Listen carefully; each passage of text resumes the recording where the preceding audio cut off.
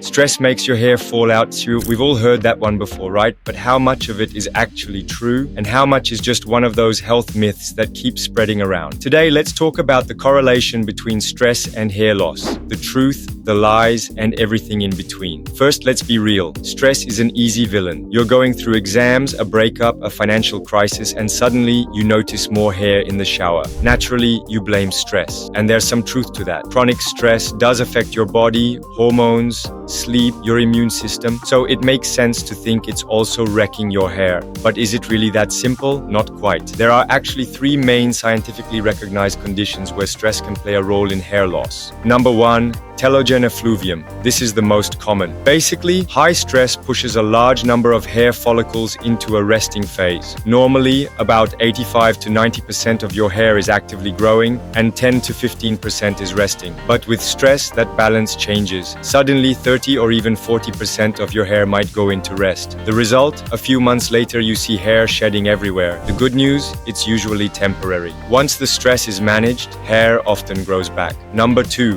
Alopecia Areata. This one is more complex. It's an autoimmune condition where your immune system mistakenly attacks your hair follicles. Stress doesn't directly cause it, but it can trigger flare-ups. People can suddenly lose patches of hair on their scalp, beard, or eyebrows. About 2% of people worldwide will experience this in their lifetime. Number three, Trichotillomania. This is actually a psychological condition. People feel an irresistible urge to pull out their own hair when stressed or anxious. It's not that stress kills the follicle, it's that stress drives the behavior. About 1 in 50 people struggle with it. Now, let's clear up some lies. Lie number one, stress makes you permanently bald. That's false. Stress-related hair loss is almost always reversible. Male or female pattern baldness, on the other hand, is genetic and hormonal. Stress might make it worse temporarily, but it doesn't rewrite your DNA. Lie number two, one bad week at work will make your hair fall out. Not exactly. Stress-induced shedding usually shows up 2 to 3 months after the stressful event. So if you had a big life crisis in April, you might only notice hair loss in June or July.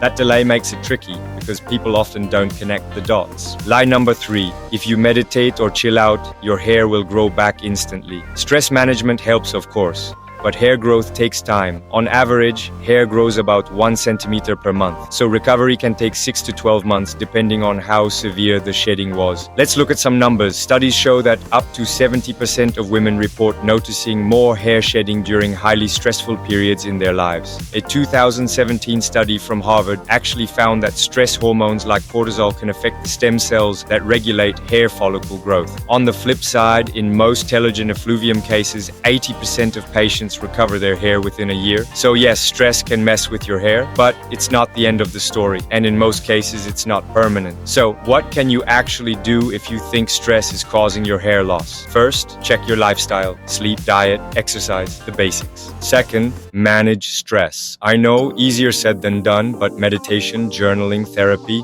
these things don't just help your mind, they help your scalp too. Third, if shedding is severe or lasting more than 6 months, talk to a dermatologist. It might not just be stress, it could be iron deficiency, thyroid issues, or genetic hair loss. And honestly, the best strategy is early action. The sooner you know what's really happening, the easier it is to reverse or slow down. So, is stress making your hair fall out? The truth is, sometimes yes, but not in the way most people think. It's not instant, it's not always permanent, and it's not the only factor.